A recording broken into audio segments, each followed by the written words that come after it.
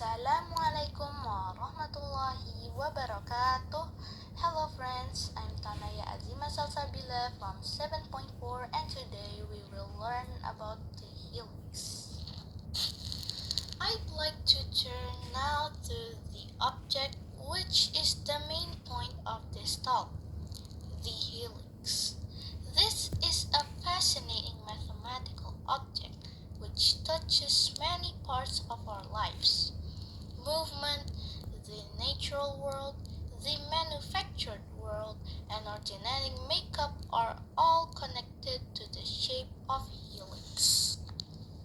A helix is a type of three-dimensional curves that goes around a central cylindrical shape in the form of a spiral, like a corkscrew or a spiral staircase.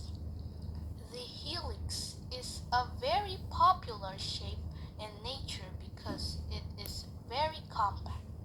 In fact, helices are sometimes referred to as nature's space saver. In architecture too, the helix shape of a spiral staircase is an attractive option in buildings where space is very restricted. The most renowned type of helix is probably the double helix of DNA, or deoxyribonucleic acid. DNA is made of two helices that curve around each other, a bit like a twisted ladder. DNA contains the genetic information or code that determines the development and functioning of all known living things. The helix shape is a very efficient way to store a long molecule like DNA in the limited space of a cell. There are different types of helices. Helices can twist clockwise, right-handed, or anti-clockwise, left-handed.